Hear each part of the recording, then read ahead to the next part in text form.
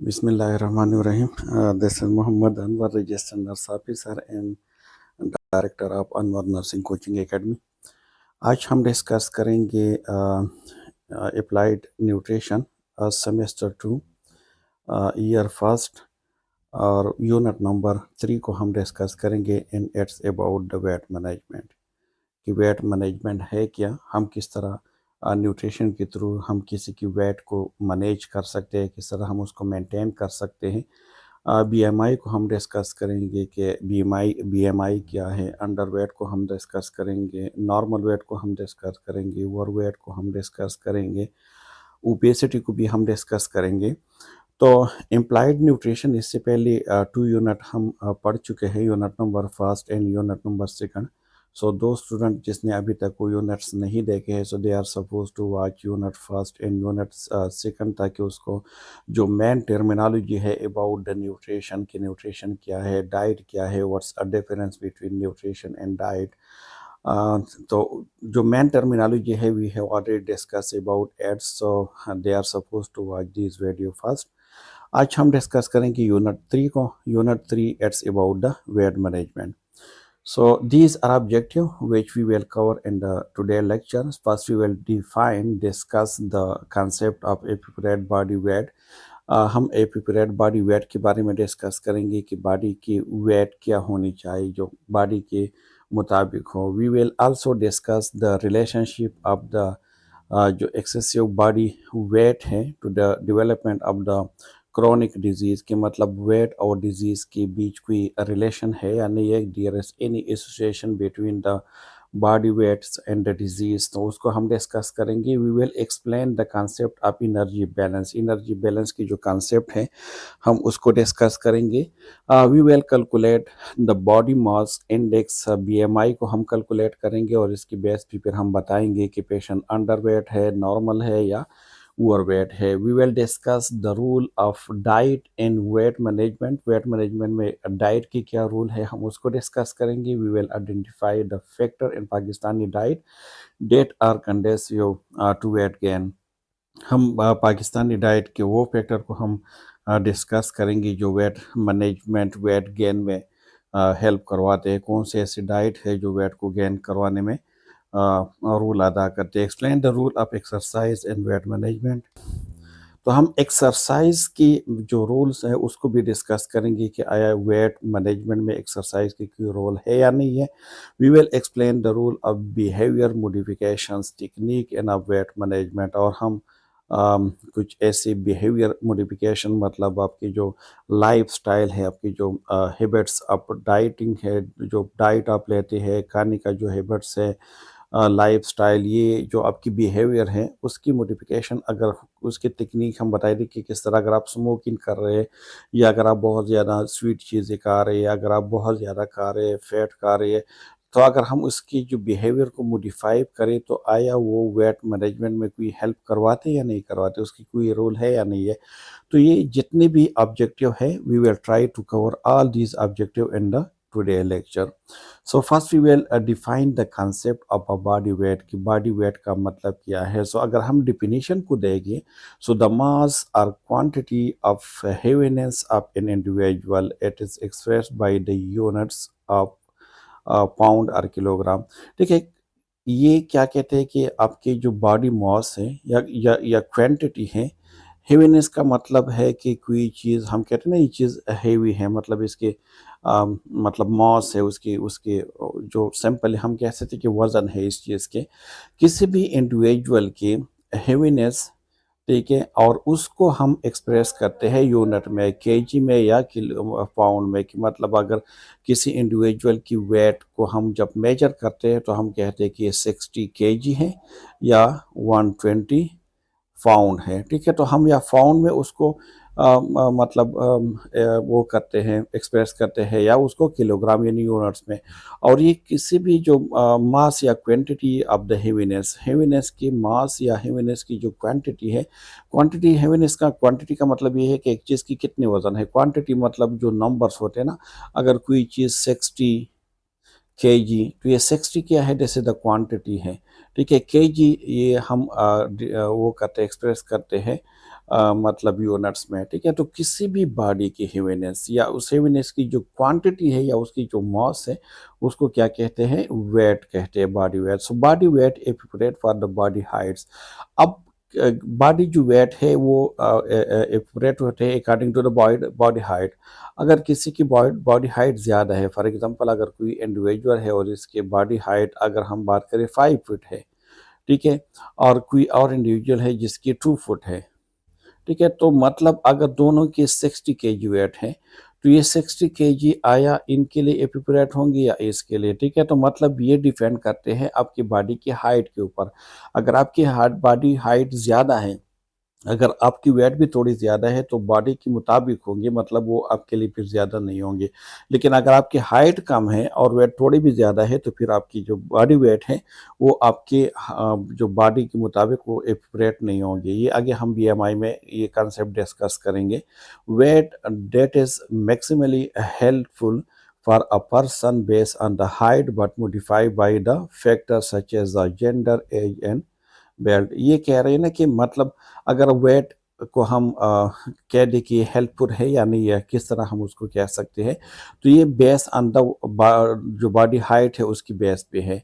लेकिन कुछ और फैक्टर भी है, फॉर एग्जांपल अगर हम जेंडर की बात करें तो मेल की हाइट ज़्यादा होते हैं as compare to the female. अगर हम एज की बात करें तो यंग में ज़्यादा होते हैं वेट, ठीक है। अगर हम बॉडी मसल और बिल्डिंग की बात करें तो वो ये सारे फैक्टर भी उसके ऊपर इफ़ेक्ट करते हैं।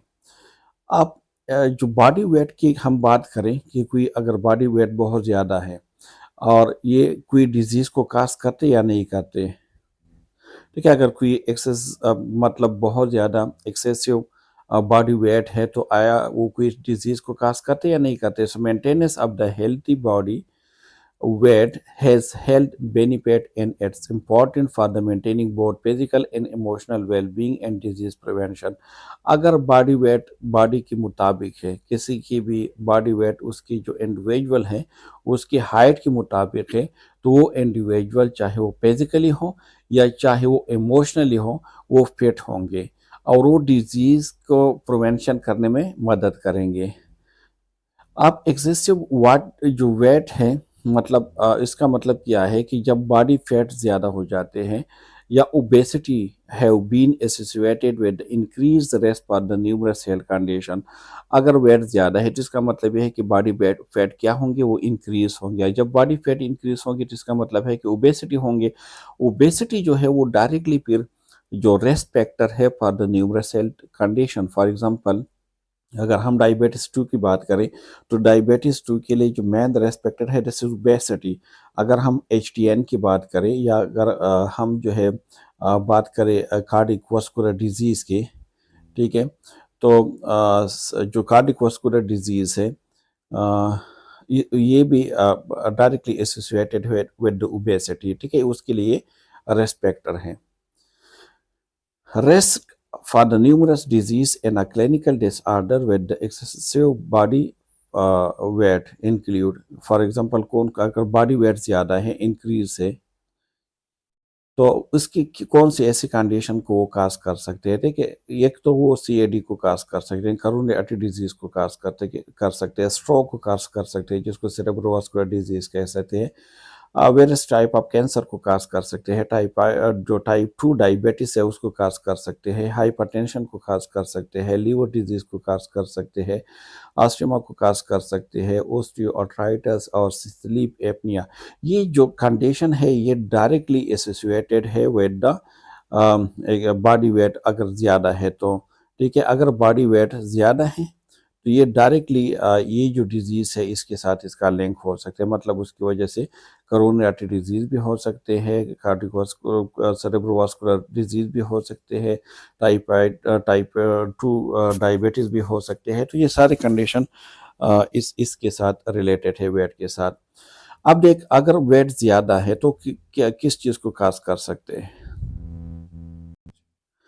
ठीक है, अगर एक्सेस बॉडी वेट है तो वो काज करते हैं मैनी हेल्थ प्रॉब्लम को वो काज कर सकते हैं। ठीक है, एक्सेस बॉडी वेट का मतलब क्या है कि जो ज़रूरत से ज़्यादा हो, मतलब आपकी जो बॉडी की जो रिक्वायर वेट है, अगर उससे ज़्यादा हो तो हम उसको एक्सेस वेट कह सकते हैं। और वो जो एक्सेस वेट है वो मैनी हेल्थ प्रॉब्लम को काज कर सकते हैं। फॉर एग्जांपल अगर हम न्यूरोलॉजिकल बात करें तो ये हेडेक को काज कर सकते हैं, स्ट्रोक को काज कर सकते हैं, डिमेंशिया को काज कर सकते हैं, विजन लॉस हो सकते हैं बिकॉज ऑफ डायबिटिक्स कॉम्प्लिकेशन की वजह से।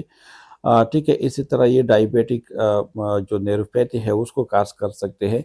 इसी तरह अगर साइकोलॉजिकली हम देख ले तो डिप्रेशन को काज कर सकते हैं, एंजाइटी काज कर सकते हैं, ईटिंग डिसऑर्डर जो है हो सकते हैं। इसी तरह अगर हम रेस्पिरेटरी सिस्टम में देख ले तो अस्थमा को काज कर सकते हैं, स्लीप एपनिया को काज कर सकते हैं, पल्मोनरी एम्बोलिज्म और पल्मोनरी हाइपरटेंशन को काज कर सकते हैं। अगर यूरोलॉजी कल हम देख ले तो ये डायबिटिक के जो किडनी डिजीज़ है उसको काज कर सकते हैं, किडनी कैंसर को काज कर सकते हैं। इसी तरह अगर हम सर्कुलेटरी सिस्टम में देख ले तो जो एचडीएन है हाई ब्लड प्रेशर को काज कर सकते हैं, हाई कोलेस्ट्रॉल को काज कर सकते हैं, आर्टेरियोस्क्लेरोसिस को काज कर सकते हैं, irregular heart beat, heart attack, heart failure, poor circulation को काज कर सकते हैं। इसी तरह एडिमा को काज कर सकते हैं, ब्लड क्लॉट को काज कर सकते हैं। अगर हम मस्कुलस्केलेटल में देख ले तो आर्थराइटिस को काज कर सकते हैं। इसी तरह लो जो बैक पेन है उसको काज कर सकते हैं। इसी तरह अगर हम गैस्ट्रोइंटेस्टाइनल में देख ले तो रिफ्लेक्सेस जो डिजीज़ है वो काज कर सकते हैं, एसोफेजियल कैंसर को काज कर सकते हैं, कोलन जो पोलैप्स है उसको काज कर सकते हैं, लीवर सिरोसिस, लीवर कैंसर, गाल स्टोन, गाल ब्लैडर कैंसर को काज कर सकते हैं। पेनक्रियाज में अगर देखें तो डायबिटीज टाइप 2 को काज कर सकते हैं। इसी तरह अगर हम न्यूट्रिशनल में देखें तो विटामिन डी डिफिशियंसी कर सकते हैं। इसके तरह अलावा अदर जो विटामिन और मिनरल है उसकी डिफिशियंसी काज कर सकते हैं। रिप्रोडक्टिव में हम देख ले तो irregular menses, infertility, urine cancer हो गया, ब्रेस्ट कैंसर, ये सारी काज कर सकते हैं। अगर मैन में हम बात करें तो प्रोस्टेट या इनफर्टिलिटी या इरेक्टाइल डिस्फंक्शन को काज कर सकते हैं। तो ये सारी जो कंडीशन है this is directly related to the excess weight. जो एक्सेस वेट है मतलब जब बॉडी वेट ज़्यादा होते हैं तो ये प्रॉब्लम काज कर सकते हैं।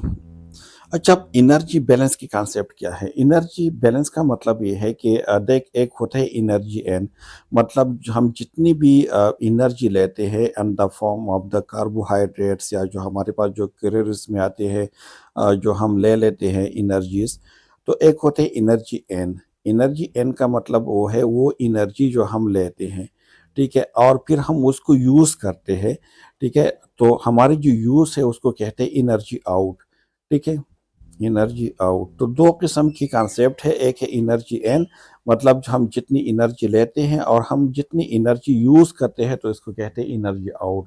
ये दोनों बैलेंस होने चाहिए, ठीक है। अगर ये दोनों बैलेंस होंगे so then the individual will be healthy, मतलब आप जितनी एनर्जी आप लेते हैं तो इतनी ही एनर्जी अपनी यूज़ करने हैं। अगर आप एनर्जी ज़्यादा लेते हैं और आप कम यूज़ करते हैं, फॉर एग्जांपल अगर एन ज़्यादा है, ठीक है, ज़्यादा है और आउटकम है, ठीक है, तो फिर ये ओबेसिटी काज करेंगे क्योंकि ज़्यादा आप लेते हैं कम आप खर्च करते हैं। लेकिन अगर एन कम है और आउट ज़्यादा है तो फिर वेट लॉस होंगे। लेकिन अगर in is equal to out है, in is equal to out, यानी एनर्जी एन और एनर्जी आउट अगर इक्वल है तो फिर बैलेंस वेट जो है वो भी बैलेंस हो गया। So energy balance simply describe the balance between the calories you eat, मतलब वो एनर्जी वो कैलोरीज जो आप लेते हैं, आप जो खाते हैं उसको एनर्जी एन कहते हैं, and the calories you use to daily living and activities, और जितनी कैलोरीज आप यूज करते हैं उसको एनर्जी आउट कहते हैं।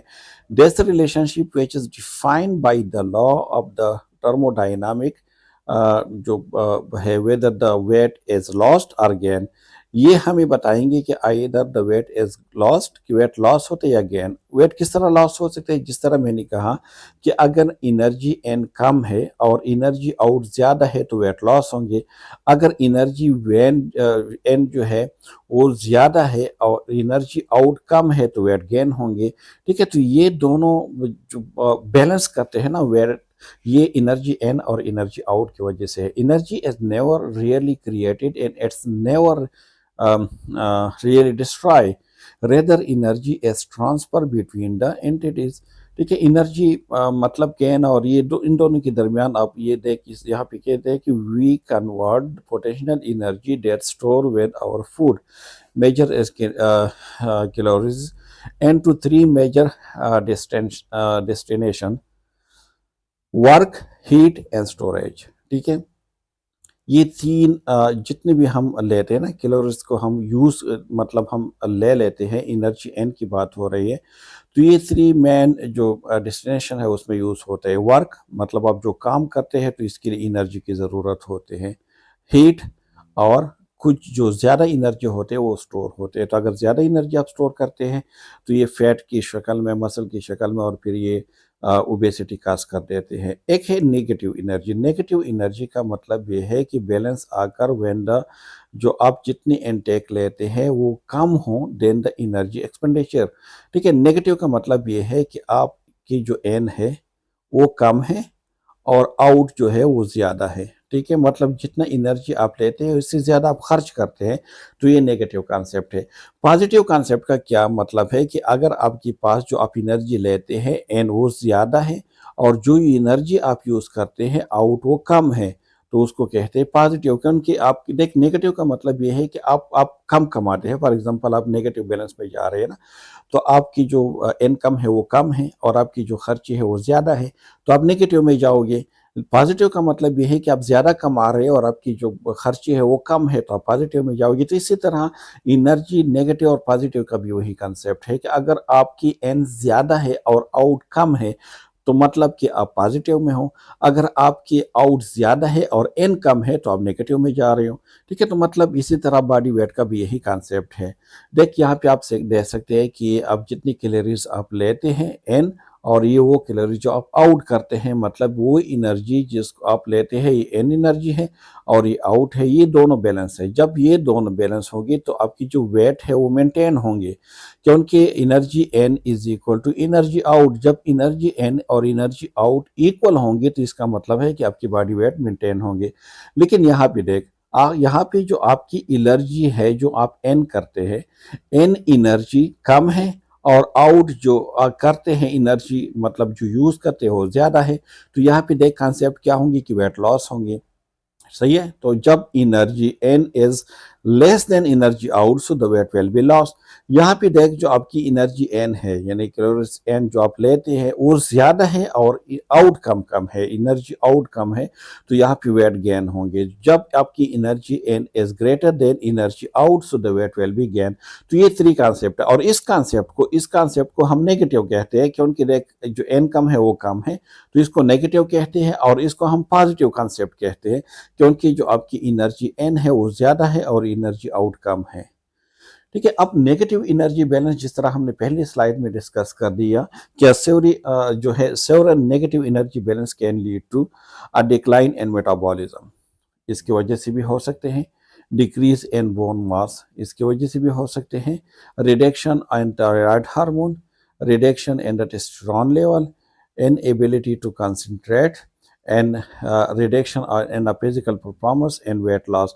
ये जब आप नेगेटिव में जा रहे हो, आपकी मतलब जब नेगेटिव में हो, आपकी जो एनर्जी है वो मतलब आप कम ले रहे हो और आउटकम ज़्यादा है, तो इसकी वजह से आपकी जो मेटाबॉलिज्म है वो डिक्रीज हो सकते हैं, आपके बोन मास भी डिक्रीज हो सकते हैं, आपकी जो थायराइड हार्मोन है उसकी रिडक्शन हो सकती है T3 और T4 के, आपकी जो टेस्टोस्टेरोन लेवल है वो भी, तो इस तरह इनफर्टिलिटी काज करते हैं ये। इनएबिलिटी टू कंसंट्रेट मतलब आप कंफ्यूज रहते हैं, उस तरह आप किसी चीज़ के ऊपर कंसंट्रेट नहीं कर सकते, और आपकी जो फिजिकल परफॉर्मेंस है, जो एक्टिविटीज़ जो आप परफॉर्म करते हैं वो भी इसी तरह आप नहीं कर सकते, क्योंकि आपकी एनर्जी कम है।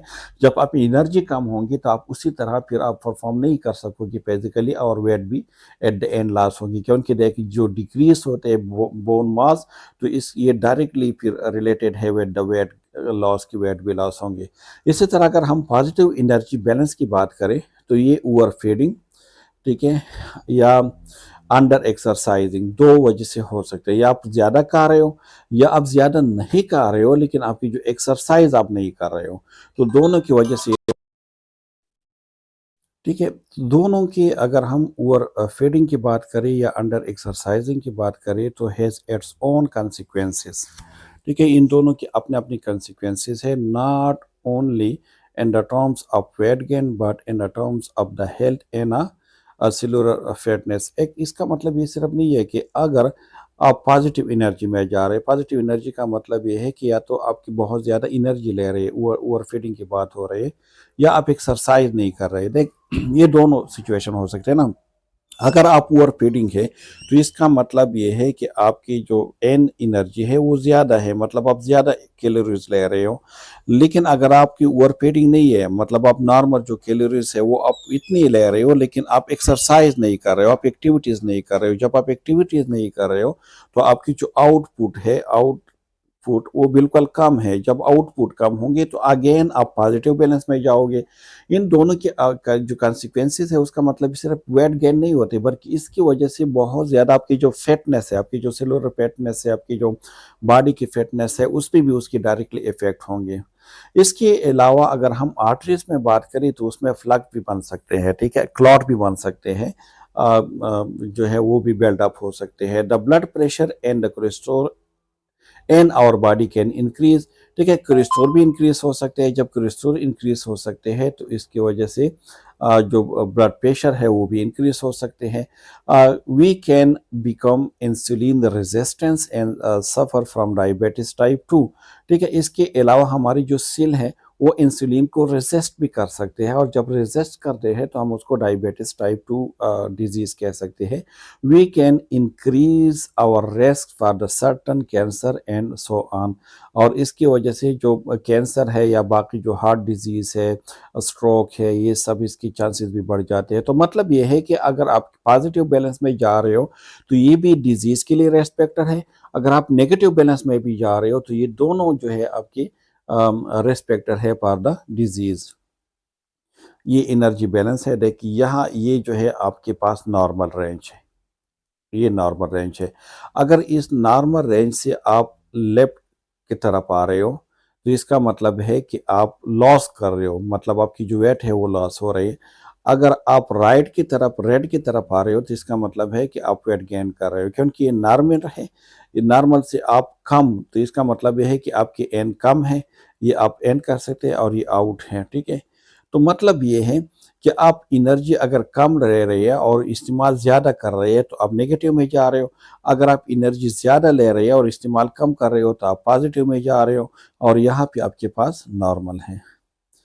In order to maintain your body weight stay the same as you are now, the scale need to be level so that the number of the calories you take and match the number of the calorie you use। For example, अगर आप अपनी body weight को maintain करना चाहते हैं, अभी जो आपकी बॉडी वेट है, ठीक है, आपकी बॉडी वेट वही हो जो अभी है, तो इसके लिए आप जितनी कैलोरीज आप लेते हैं तो कम से कम इतनी कैलोरी आप अपनी यूज़ करने हैं। ठीक है, फॉर एग्जांपल अगर आप 10 कैलोरीज लेते हैं, मैं एक एग्जांपल आपको एज्यूम करके बताता हूँ कि अगर आप 10 कैलोरीज लेते हैं और आप 10 कैलोरीज यूज़ करते हैं तो आपकी जो वेट है वो बिल्कुल सेम होंगे, वो मेंटेन होंगे। लेकिन अगर आप ये चाहते हैं कि नहीं मुझे अपनी वेट को लॉस करने हैं तो आप ये जो कैलोरीज है उसको कम करें और ये आउट को आप इंक्रीज करें। किस तरह आप इंक्रीज कर सकते हैं? आप एक्सरसाइज करें, आपकी जो डेली एक्टिविटीज है आप उसको इंक्रीज करें, और आप खाना पीना थोड़ा कम कर दें, तो आपकी एन कम होंगे, आउट ज्यादा होंगे, आप नेगेटिव बैलेंस में जाओगे, सो the weight will be loss. अगर आप चाहते हैं कि नहीं मेरे वेट गेन हो तो आप क्या करें कि खाना जो अगर आप 10 कैलोरीज ले रहे थे तो आप 15 कर दें, और आप जो एक्सरसाइज कर रहे थे उसको आप कम कर दें, तो आप पॉजिटिव बैलेंस में जाओगे। पॉजिटिव बैलेंस में जाओगे तो the weight will be gain. तो ये दोनों तरीकों से आप वेट को गेन और तो डायरेक्टली जो आपके वेट के ऊपर जो असर है ना वो है आपकी डाइट के। If on the other hand you want to lose the weight so you need to tap the scale, and जिस तरह मैंने कहा कि फिर आप एनर्जी आउट, क्या आप एनर्जी आउट को ज़्यादा करें और आप एनर्जी इन को कम करें, so you burns more calories than you consume. तो इसी तरह जो मोर कैलोरीज है आप उसको बर्न्स करोगे, मतलब यूज़ करोगे, उससे ज़्यादा आप यूज़ करेंगे जितना आप कंज्यूम कर रहे हैं, तो आपकी वेट क्या होंगे? लॉस होंगे। ये है बॉडी mass index.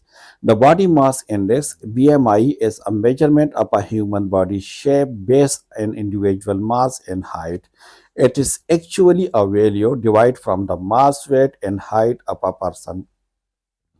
हम किस तरह कह सकते हैं कि एक इंडिविजुअल के लिए ये जो बॉडी वेट है ये नॉर्मल है या नॉर्मल नहीं है।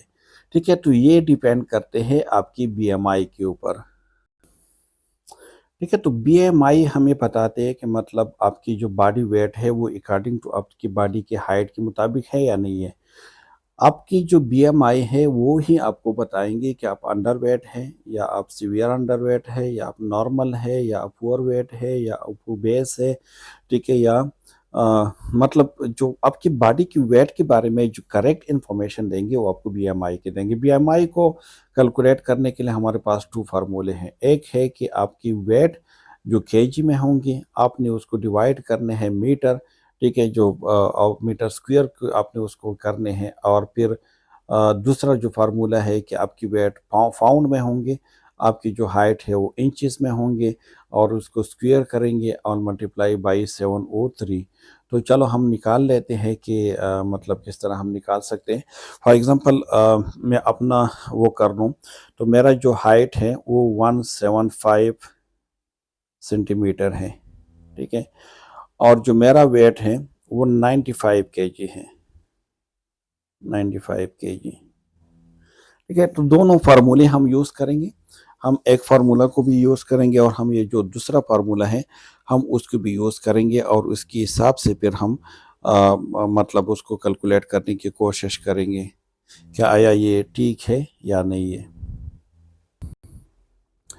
ठीक है, तो इसको हम जो पहला फार्मूला है हम इस पे कर लेते हैं। ठीक है, देख हमें पता है कि हमारे पास जो 1 मीटर है 1 metre it's equal to 100 centimetre के बराबर होते हैं। ठीक है, तो अगर 175 सेंटीमीटर है तो ये कितने मीटर के बराबर होंगे। तो हम क्या करेंगे कि 175 को हम डिवाइड करेंगे 100 पे। ठीक है, तो हमारे पास इसका आंसर आ जाएंगे। तो ये तकरीबन 20 है तो 1 2 यहाँ तक आप जो है ला सकते हैं। तो मतलब 1.75 मीटर हो गए। ठीक है, और वेट हमारे पास है 95। तो 95 डिवाइड बाई 1.75 मल्टीप्लाई बाई 1.75 तो ये तकरीबन 3 बन जाते हैं। ठीक है, 1.75 डिवाइड करें अब मल्टीप्लाई करें आप 75 के साथ अगेन तो ये हमारे पास तकरीबन आ जाएंगे उससे 3.06 तो तकरीबन 3। अब 95 को अगर हम 3 पे डिवाइड करेंगे 95 वेल डिवाइड बाई 3 तो ये तकरीबन हमारे पास 31.6 आ जाएंगे। ठीक है, अगर हम इसको डिवाइड करेंगे तो ये तकरीबन हमारे पास 31.6। तो ये बीएमआई जो है हमारे पास जो मेरा बीएमआई बनते हैं according to this formula this is 31। ठीक है, इसी तरह अगर हम दूसरे पे भी करना चाहें तो हम कर सकते हैं उस पर, मतलब जो दूसरा फार्मूला है हम उस पर भी कर सकते हैं। तो हमारे पास तकरीबन सेम आंसर आएंगे इसका भी। फॉर एग्ज़ाम्पल 175 अगर हमारे पास 175 सेंटीमीटर है तो इसको अगर हम इंच में कन्वर्ट कर दें 175 मीटर को अगर हम इंच में बदल दें तो ये तकरीबन हमारे पास 69 आ जाते हैं। ठीक है, 69 इंच आ जाते हैं ये हमारे पास। अब जो वेट है उसको हम कन्वर्ट कर देंगे उसमें पाउंड में। तो 95 को हम कन्वर्ट करने के पाउंड में तो इसको हम मल्टीप्लाई करेंगे 2.2 से, क्योंकि 1 जो के जी है दिस इज इक्वल टू 2.2। तो अब 2.2 से हम उसको मल्टीप्लाई करेंगे। हम जब उसको मल्टीप्लाई करेंगे 95 को 2.2 के साथ 95 मल्टीप्लाई बाई 2.2 तो ये तकरीबन हमारे पास बन जाएंगे 209। यानी अगर हम बात करें उसके तो ये 209 पाउंड बन जाते हैं। डिवाइड करें आप 69 है लेकिन 69 इंच है तो उसको हम स्क्वायर में कन्वर्ट करेंगे। जब स्क्वायर में कन्वर्ट करेंगे तो ये हमारे पास 69 मल्टीप्लाई बाई 69 बन जाएंगे। तो ये तकरीबन 4709 बन जाएंगे, 4761 बन जाएंगे ये, ठीक है, 4761।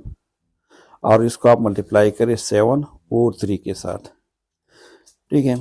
तो सबसे पहले हमने 209 को डिवाइड करने हैं, 209 डिवाइड बाई 4761, ठीक है। और फिर उसको हमने मल्टीप्लाई करना है 703 के साथ, तो ये तकरीबन 38.8 बन जाएंगे, 30.8, जो तकरीबन इक्वल होंगे 31 के। तो अगेंस्ट वही बीएमआई आ जाते हैं। अब देख लेते हैं कि जो 31 बीएमआई हमारे पास आ गई है, ये नॉर्मल है या अंडरवेट है या ओवरवेट है या क्या है।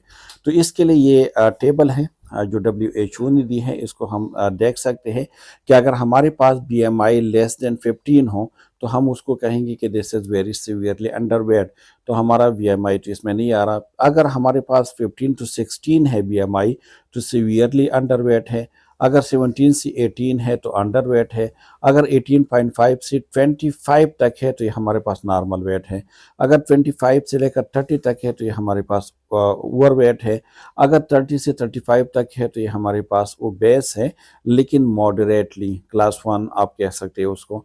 अगर 35 से 40 है तो ये ओबेस क्लास 2 में आते हैं, अगर ओवर 40 है तो ये क्लास 3 में आ जाते हैं, और वेयरली सीवियरली ओबेस है ये, तो हमारी बीएमआई यहाँ पे आ जाते हैं, इन्हें ओबेस में आ जाते हैं, ठीक है। तो जब आप अपनी बीएमआई को निकालोगे तो इसकी बेस पे फिर आपने क्या करना है, प्लानिंग करने हैं। तो इसमें हम क्या प्लानिंग कर सकते हैं कि हमें अब इस वेट को कम करना है क्योंकि ये ओबेस में आ रहे हैं, तो हमें जो एन एनर्जी है उसको हमें कम करना पड़ेगा, और हमें एक्सरसाइज यानी आउट जो एनर्जी है उसको हमें इंक्रीज करना पड़ेगा, ठीक है। तो दैट्स वे फिर जो वेट है उसको हम मैनेज कर सकते हैं। अच्छा, अब हम बात करेंगे बैलेंस डाइट की। बैलेंस डाइट का मतलब है क्या? So a balance diet is one that provide all the nutrients as required amount in a proper proportion. देख, बैलेंस डाइट का मतलब ये है कि आपकी बॉडी को जितने भी न्यूट्रिएंट्स जितनी अमाउंट में रिक्वायर है, अगर इतने अमाउंट में आपकी बॉडी को मिल रही है तो हम उसको कह सकते हैं कि this is a balance diet. A balanced diet should provide around 50 to 60% of the total calories of the carbohydrates. ठीक है, it should provide around 10 to 15% of the total calories from protein, and it should provide around 20 to 30% of the total calories of the from the vegetable and non-vegetable fats. ठीक है, अगर सबसे ज्यादा आपके पास जो energy वो किस चीज से आनी चाहिए, कार्बोहाइड्रेट से, जो 50 to 60% हो, उससे ज्यादा ना हो। आपके पास प्रोटीन की अगर हम बात करें तो सिर्फ 10 to 15% हो, अगर हम फैट की बात करें तो 20 to 30% हो। लेकिन अनफॉर्चुनेटली अगर हम पाकिस्तान में बात करें तो हम ये 50-60% कोशिश करते कि हम फैट से हासिल करें, मतलब हम फैटी चीज़ों को ज़्यादा खाते हैं जो बाद में ओबेसिटी की बनते हैं। मतलब ये है बैलेंस डाइट का कि जितनी अमाउंट में आपकी बॉडी को जो न्यूट्रिएंट की ज़रूरत है उतनी ही अमाउंट में आपकी बॉडी को मिलनी चाहिए। अगर प्रोटीन 10% ज़रूरत है तो 10% मिलनी चाहिए, अगर कार्बोहाइड्रेट 15% है तो 15% मिलनी चाहिए। इसी तरह अगर फैट की इतनी अमाउंट में ज़रूरत है तो इतनी आपको मिलनी चाहिए, तो उसको कहते हैं बैलेंस डाइट। एक बैलेंस डाइट, अगर आप बहुत ज़्यादा चीज़ें कार्बोहाइड्रेट अगर आप बहुत ज़्यादा ले रहे हो तो ये बैलेंस नहीं है, अगर आप बहुत कम ले रहे हो तो फिर भी बैलेंस नहीं है। अब जो बेसिक 5 है, balance diet can be easily achieve through a blend of the 5 basic food groups.